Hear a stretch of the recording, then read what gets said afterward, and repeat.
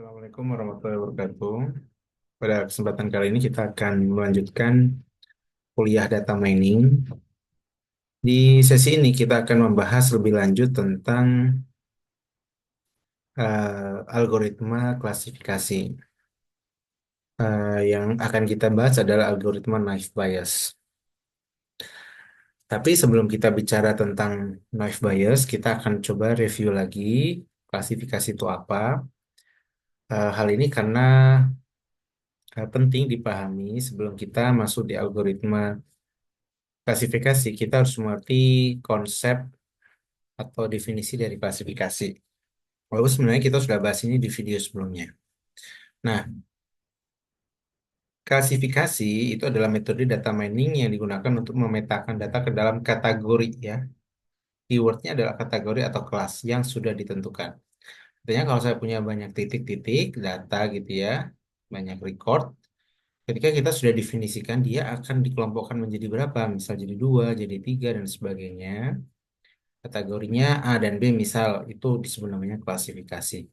Ada yang namanya adalah fitur dan ada namanya adalah target ya atau kelas. Ya contohnya adalah misal spam atau enggak spam gitu ya. Ini spam atau enggak spam, positif, negatif dan sebagainya. Tapi tidak harus berkebalikan, tidak harus berlawanan gitu. Bisa juga misal saya memprediksi atau mengklasifikasikan apakah ini adalah apel atau jeruk kayak gitu atau tiga apakah apel jeruk sama mangga dan sebagainya ya jadi tidak harus berkebalikan poinnya adalah dalam bentuk kategori ya kategori. Nah, ini adalah contoh sederhana terkait klasifikasi. Poinnya adalah output ini, outputnya adalah merupakan bentuk kategorikal. Kalau bentuknya numerik bentuknya adalah regresi. Nah, ini adalah contoh dari klasifikasi. Jadi di sini anggap saya punya data yang berupa adalah teks email ya. Walaupun sebenarnya kita tidak akan belajar tentang teks ya. Eh, ini konsepnya adalah speed text mining, agak sedikit kompleks.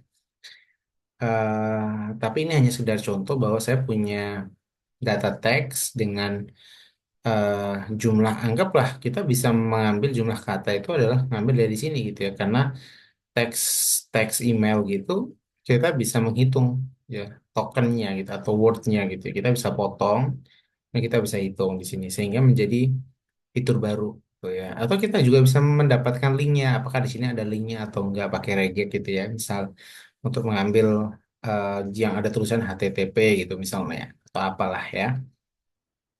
Nah, tentu email pertama itu tidak ada kelasnya apakah dia spam atau enggak spam ya.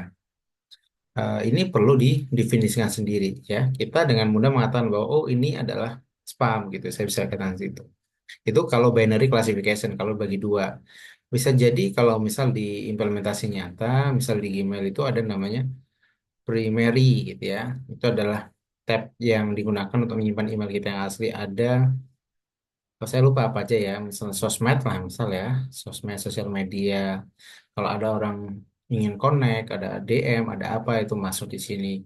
Ada juga namanya iklan, ya, ya tergantung ya, tergantung kelompoknya mau jadi berapa. Poinnya adalah kita mempunyai dataset terlebih dahulu, yang ini kita sebut namanya input, ya input, ya, yang ini adalah outputnya, output kelas atau target tadi.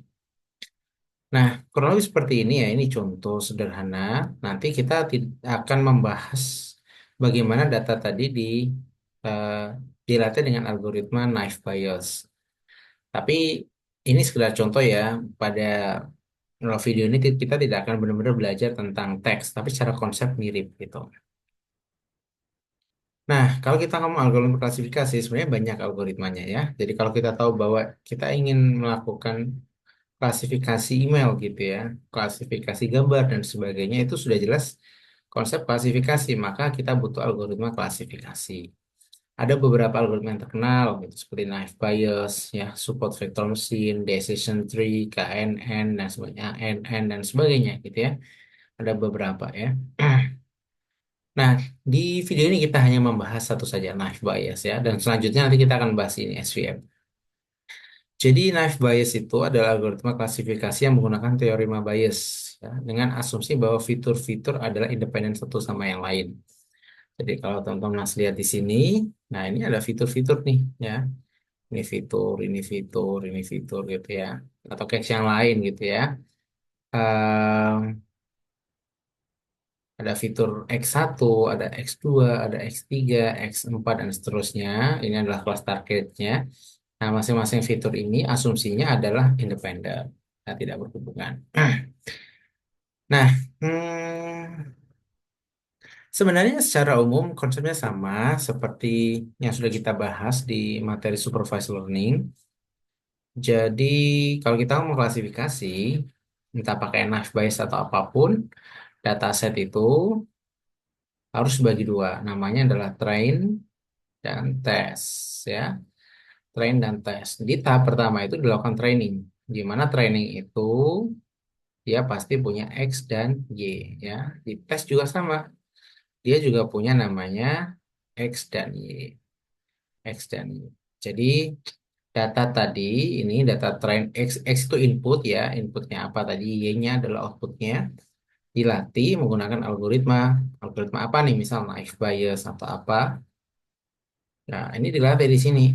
Dilatih di sini, hasilnya adalah model. Outputnya dari train itu adalah model. Outputnya adalah model. Ya, kita sudah pernah bahas model itu apa. Nah, anggaplah model itu adalah pola yang menjelaskan hubungan antara line dan test gitu aja sih. Nah, selanjutnya, selanjutnya model ini tadi kita harus tahu gitu ya, bagus atau enggak saat memprediksi. Maka kita butuh namanya data test. Data test di sini digunakan untuk mengevaluasi. Oh, misal seawalnya saya punya 1.000 data gitu ya, 1.000 data. Nah, 1.000 data ini saya bagi ini 800, ini 200 gitu ya. Nah, 800 ini punya X dan punya Y, 200 juga punya X dan punya Y. Konsepnya sebelumnya. Data ini dilatih ya dengan algoritma naive Bayes atau apapun menghasilkan model. Dia menghasilkan model. Nah, model ini akan digunakan untuk memprediksi X-nya ini. X-nya ini. Ya, misal pada 800 ke 1, 802, 803 ini datanya ya sampai 1.000 kan ya. Dia akan memprediksi ya, ada Y prediksinya. Y prediksinya.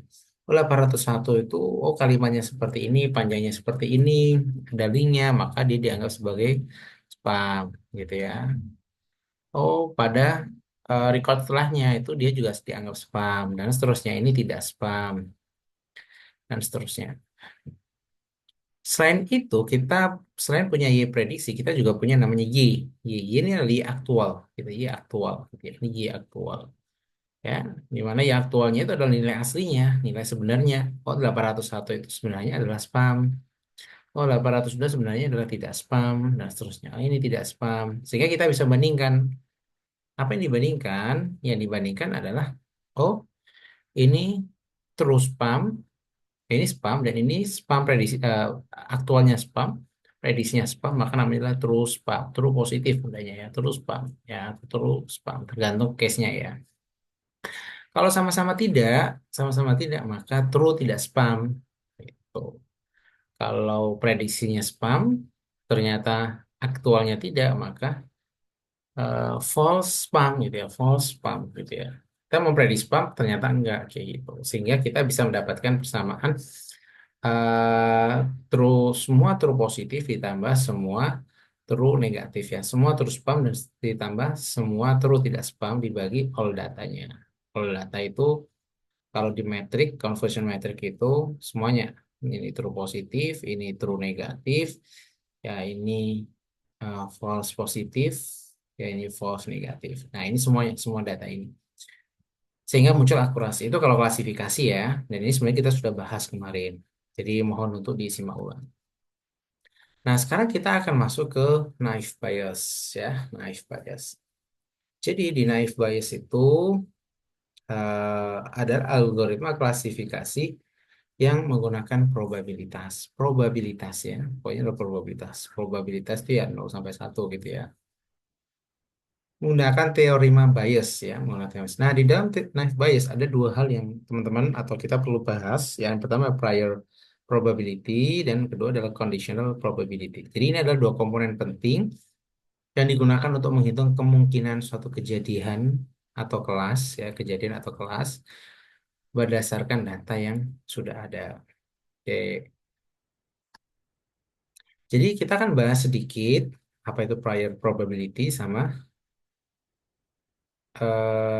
conditional tadi itu ya. Jadi prior probability adalah probabilitas awal dari sebuah kejadian atau kelas sebelum mempertimbangkan informasi tambahan. Jadi ini adalah kondisi awal. Contoh, misal kalau kita ingin eh, ya mengklasifikasikan spam sama nggak spam gitu ya, maka kita harus tahu probabilitas yang spam berapa dan yang tidak spam berapa gitu. Jadi jadi tergantung jumlah kelasnya. Misal kelasnya cuma dua, binary classification, maka kita harus tahu ya probabilitas dari C dari kelasnya ini. Ini nanti adalah probabilitas spam itu berapa, probabilitas tidak spam itu berapa ya. Jadi kita bisa lihat dari sini. Nah, maksudnya bagaimana? Contohnya begini, jika dari 100 email, ya kita punya 100 email, 40-nya adalah spam, ya ini tadi ya dataset yang tadi itu ya, jadi ada teksnya, kemudian ada yang lain-lain gitu ya, variabel yang lain gitu ya, sehingga kita bisa tahu dia adalah spam atau enggak. Oh, misalnya dia adalah spam, kayak gitu. Teks yang kedua, ya X2 dan seterusnya, oh dia tidak spam. Nah ini misal anggap aja ada 100 gitu. 1, 2, 3 sampai 100 gitu ya. Dari 100 ini 40-nya adalah spam. Artinya probabilitasnya adalah 40 per 100. 40 adalah spamnya dibagi dengan total datanya. 40. 0,4 ya. Dan email yang tidak spam itu probabilitasnya 0,6 ya. Jadi pertama kita harus tahu prior probability-nya terlebih dahulu. Tanpa tahu atau kita belum bicara tentang eh, kita belum mempertimbangkan informasi tambahan atau adanya fitur yang lain. Jadi kita belum bahas fitur-fitur ini, hubungan spam sama tidak spam terhadap fitur-fiturnya. Tapi kita mencari prior probability terlebih dahulu. Nah, selanjutnya kita harus mengetahui conditional probability. Jadi conditional probability adalah probabilitas suatu fitur ya atau variabel yang memiliki nilai tertentu jika kelas sudah diketahui. Tadi kita sudah tahu bahwa kita punya dua kelas, namanya adalah spam dan tidak spam ya, yang adalah binary class ya, binary classification. Nah, conditional probability adalah probabilitas suatu fitur. Fitur tadi nih X1, X2, X3 tadi ya, X1, X2, X3 dan seterusnya ya. Mungkin mungkin biar mudah ya case case ini ya, case-nya adalah email gitu. Mungkin sudah sangat familiar sehari-hari, tapi pada implementasinya nanti kita tidak akan bahas tentang teks ya. Teks ini contoh aja gitu, secara konsep aja. Oke, probabilitas suatu fitur atau variabel yang memiliki nilai tertentu jika kelas sudah diketahui. Jika kelas sudah, jadi jika ini sudah diketahui, ya, nanti kita akan bahas ya bagaimana bentuknya. Nah, cara penulisannya adalah seperti ini. Ini, ini adalah P probabilitas X jika C sudah diketahui, gitu ya. Jadi probabilitas X itu adalah fitur jika C sudah diketahui. C tadi apa? C itu ya bisa spam atau tidak spam. Oke, kita coba ya mungkin contoh eh, yang lebih detail gitu misalnya. Jika ingin menghitung probabilitas suatu email dengan kata diskon ya, anggaplah saya punya teks gitu ya, punya teks. Dan dalam teks ada kata diskon ya. Dan kita ingin tahu probabilitas kata diskon itu ditemukan jika email tadi dianggap spam ya. Karena kan kita tahu tuh ya. Setiap kalimat itu, setiap baris itu spam atau enggak spam kan tadi kita udah definisikan di awal. Nah, di setiap baris itu apakah ada kata diskon atau enggak. Jadi misal di antara 40 email, ada 20 email, 20 baris yang mengandung spam. Maka probabilitasnya adalah 20 per 40. ya ada 50%. Itu ya. Jadi namanya conditional probability. Probabilitas diskon jika kelasnya adalah spam. Cara bacanya. Nah, itu contoh awal yang sederhana. Sekarang kita akan masuk di teorema Bayes. Jadi, teorema Bayes itu umumnya dirumuskan, diformasikan seperti ini. Ini konsepnya hampir sama cara bacanya. Probabilitas A jika diketahui B adalah probabilitas B jika diketahui A dikali probabilitas A dibagi probabilitas B. Nah, ini disebut namanya eh, ini A, B ya. Jadi kita bahas satu-satu ya. Jadi ini itu disebut namanya probabilitas posterior ya, probabilitas posterior. Yaitu probabilitas bersyarat dari A setelah kita mengetahui B terjadi ya. Setelah mengetahui B terjadi. Ya, intinya ini yang dicari gitu lah. Intinya ini yang dicari ya. Hasilnya ini yang akan dilihat. Probabilitas B jika A telah diketahui adalah probabilitas B jika kelas A terjadi ya, disebut namanya conditional probability atau probabilitas bersyarat dari B jika A diketahui ya. Kemudian probabilitas eh, A terjadi ya, probabilitas A terjadi dan probabilitas B terjadi. Mungkin kita akan langsung lihat contoh aja ya biar tidak bingung. Jadi misal eh, A itu adalah seseorang memiliki flu, B seseorang memiliki batuk. Nah, kita ingin memprediksi ya dengan cara menghitung probabilitas seseorang itu memiliki flu jika mengalami batuk. Ya, probabilitas orang flu itu kalau kena batuk itu berapa persen gitu sih mudahnya gitu. Ya, jadi kalau saya tahu eh, atau saya ingin memprediksi seseorang itu orang flu itu kalau batuk itu belum tentu flu gitu ya. Tapi bisa jadi orang kalau batuk itu ya dia orang kalau batuk itu bisa jadi dia juga flu gitu ya. Nah, ini kita bisa memprediksi dari data yang ada. Jadi, tadi persamaan tadi ya, probabilitas A jika diketahui B itu adalah sama dengan probabilitas B jika telah diketahui A. Nah, itu artinya ini probabilitas seseorang mengalami batuk jika memiliki flu ya, jika memiliki flu gitu. Kemudian dikali probabilitas A. Probabilitas A di sini adalah probabilitas seseorang yang kena flu secara umum ya, secara umum. Kita tidak perlu memahami apakah seseorang tadi pilek atau ke apa gitu ya, atau ke batu atau panas atau apa gitu. Fitur-fiturnya lah ya, fitur-fiturnya. Ya. Kemudian dibagi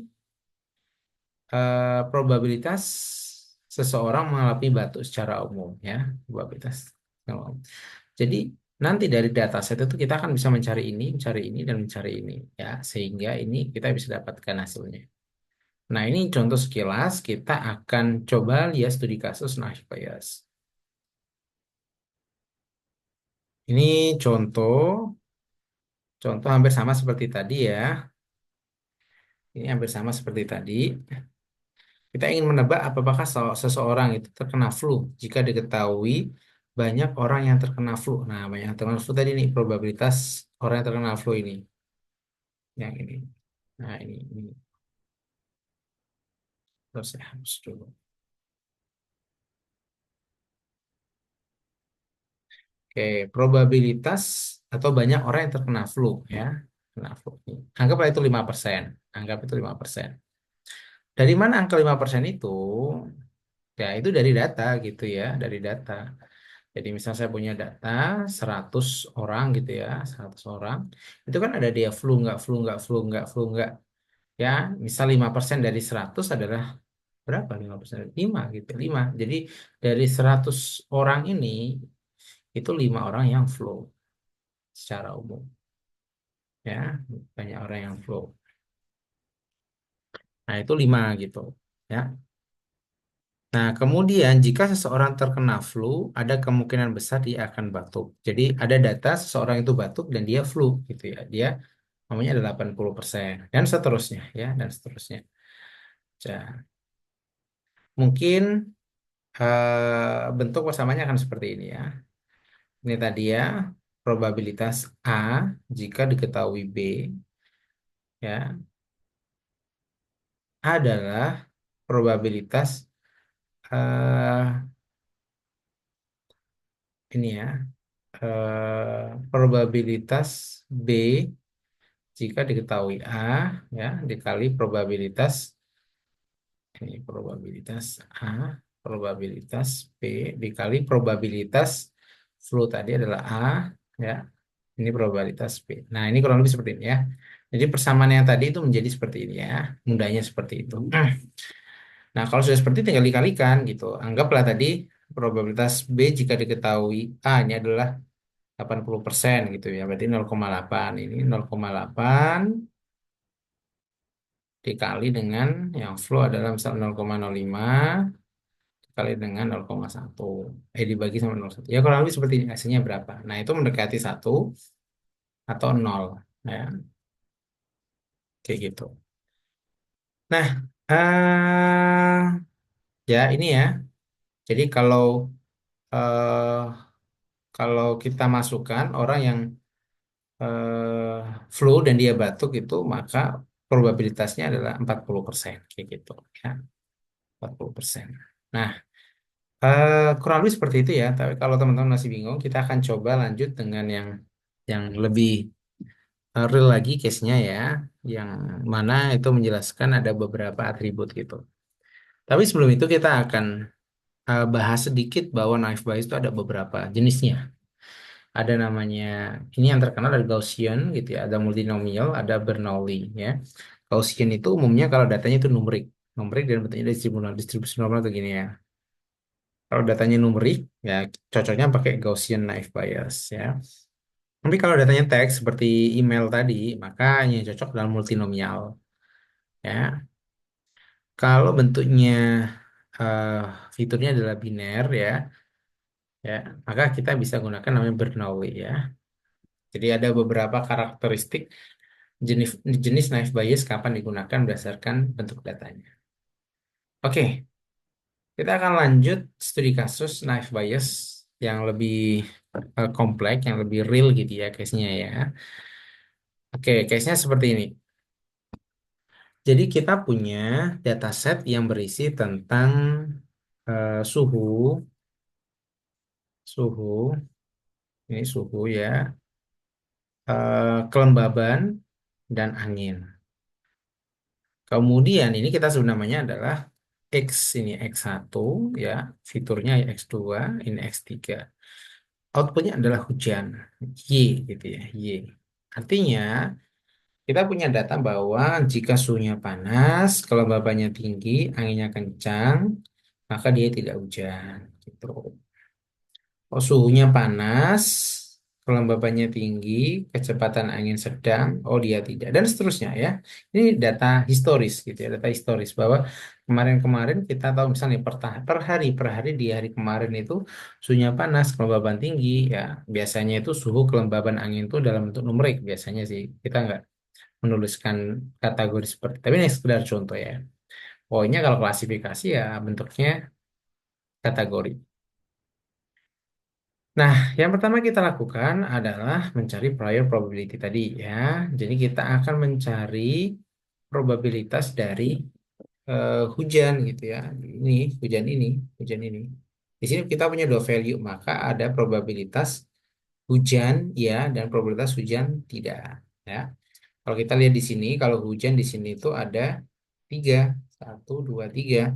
Tidak hujan juga ada tiga, satu, dua, tiga. Maka probabilitas hujan ya, ya itu masih beneran hujan, itu adalah 3/6 ya. Tiganya itu muncul sebagai hujan dari 6 datanya, artinya 50% gitu, 0,5 ya, 0,5. Nah, probabilitas hujan yang tidak, artinya tidak hujan gitu ya mudahnya ya, itu adalah sama 3/6. Nah ini ya, kalau teman-teman mau lihat lagi ini. Oke, selanjutnya kalau sudah menghitung prior probability, kita akan menghitung namanya adalah conditional probability. Conditional probability tadi uh, karena kita punya punya ini ya, punya ini ya, maka tabel ini ya, maka akan dihitung masing-masing probabilitasnya. Jadi probabilitas suhu jika panas dan hujan tidak, dan diketahui hujan adalah tidak. Nah, inilah namanya lah ya. Jadi kita perlu mencari suhu yang ceritanya misal dingin ya, suhu yang dingin dan hujannya iya ya. Jadi probabilitas suhu dingin jika diketahui hujan gitu ya, gitu mudahnya ya. Probabilitas suhu normal jika diketahui hujan. Probabilitas suhu panas jika diketahui hujan itu berapa gitu nilainya. Probabilitas kelembapan nanti nanti itu baru baru ini gitu ya, baru hujan iya aja. Nanti harus ada probabilitas suhu dingin hujan tidak. Jika hujan tidak terjadi, hujan tidak dan seterusnya. Dan seterusnya ya. Jadi kalau kita lihat dari datasetnya tadi, ini jika suhu panas, oke, oke, ya ini dulu tadi ya, ya, ya. Jika suhu dingin dan kelembapan normal dan angin pelan, maka dan itu ketika hujan itu eh, beneran beneran hujan gitu ya, maka berapa persentasenya? Jadi bisa jadi di record-record di bawahnya itu ada di tanggal-tanggal yang berbeda bisa jadi ada yang sama persis gitu ya, sama persis. Ya dingin normal pelan adalah ya dingin normal pelan, ya dingin normal pelan tidak dan sebagainya ya. Jadi kurang lebih seperti itu ya. Semoga bisa ditangkap ya, semoga bisa ditangkap. Jadi diambil di semuanya gitu ya kondisi dari suhu dan kelembaban dan angin ya untuk semua nilai. Anggap kita sudah mendapatkan datanya nih, kondisionalnya ini. Jadi probabilitas suhu dingin jika diketahui bahwa hujan adalah dua kasus dari tiga kasus ya. Ya karena kita yang tahu hujan ianya aja, maka probabilitasnya adalah 2/3 ya. Ya ini tadi ada tiga, yaitu ada tiga. Ya ini ada tiga, satu, dua, tiga. Dan suhu dingin ada dua di sini. Ya hanya tiga, satu, dua, tiga. Dan eh suhunya dingin 1, 2 artinya adalah 2/3 kayak gitu 0, sekian gitu ya. Jadi perhitungannya seperti itu ya, artinya semakin banyak kolomnya semakin macam-macam nilainya maka semakin kompleks ya, tapi kurang lebih seperti itu. Kita mencari prior probability dan conditional probability. Anggap seperti ini ya. Kelembapan normal jika kelembapan probabilitas kelembapan normal jika hujan terjadi atau jika hujan sama dengan ya ada satu, artinya satu dari tiga kasus hujan ada 1/3 dan seterusnya. Nah, sekarang kita sudah punya probabilitas prior dan probabilitas prior dan probabilitas conditional. Selanjutnya bagaimana caranya kita memprediksi? Anggap kita punya data baru nih. Anggap kita punya data baru, datanya adalah saya ingin memprediksi apakah hujan atau tidak ketika suhu itu dingin, kelembabannya tinggi, dan anginnya pelan. Maka kita bisa menghitung posterior probability. Posterior probability yang ini tadi. Ya, ya ini conditional ya tadi ya. Ini adalah prior tadi ya. Ini margin gitu. Nah, karena kita ingin memprediksi jika suhu dingin, kelembaban tinggi, dan angin pelan, kita harus tahu probabilitas hujan dia dan tidak. Mana yang lebih besar gitu. Nah, ketika yang lebih besar, misal hujan, probabilitas hujan adalah iya, lebih besar daripada probabilitas hujan tidak, maka prediksinya adalah mengarah kepada hujan. Ya. Jadi kita harus hitung satu-satu. Probabilitas suhu dingin jika diketahui hujan kan ya. Probabilitas suhu dingin jika diketahui hujan. Nah, ini kita sudah dapat angkanya tadi. Ya, angkanya tadi berapa nih? Probabilitas suhu dingin jika hujan. Probabilitas suhu dingin ketika hujan. Nah, itu adalah 2/3 gitu sih. Berarti di sini saya bisa tulis ini adalah 2/3. 2/3 dikali probabilitas kelembaban tinggi jika hujan ya. Terus hujan tinggi, terus hujan tinggi. Ya, ini nggak ada kelembapan ya. Kelembapan kalau di sini lihat tadi, kelembapan hujan ya. Oh, tidak ada ya. Ya, oke, tidak ada. Kemudian dan seterusnya ya. Nah, seterusnya. Tadi contoh ya harusnya ada gitu ya. Misal ada, kita bisa eh, masukkan nilainya dan semuanya ya tinggal dimasukkan semuanya gitu. Ini dimasukkan, dimasukkan, dimasukkan, nanti dibagi dari di sini adalah semua atributnya ya, suhu, kelembapan, dan angin. Ya, probabilitas semuanya tadi ya. Dan seterusnya ya, nanti akan dilihat probabilitas ini atau yang ini mana yang lebih besar. Anggaplah probabilitas hujan yang sama dengan ya lebih besar daripada probabilitas hujan yang tidak gitu. Artinya tidak hujan. Anggaplah ini misal adalah 0,6, ini adalah 0,4. Artinya, kalau saya punya kondisi suhu dingin, kelembaban tinggi, dan angin pelan, maka prediksinya adalah hujan. Itu sih. Nah, itu aja mungkin ya konsep sederhana dari high level understanding ya, pemahaman di level yang tinggi, ya artinya tidak terlalu teknis banget. Ada sedikit membedah algoritmanya. Artinya kita akan menghitung prior probability dan conditional probability. Sehingga itu menjadi kayak data master kita untuk memprediksi input-input yang baru. Nah, itu aja yang dapat saya sampaikan. Semoga dapat dipahami. Saya akhiri. Assalamualaikum warahmatullahi wabarakatuh.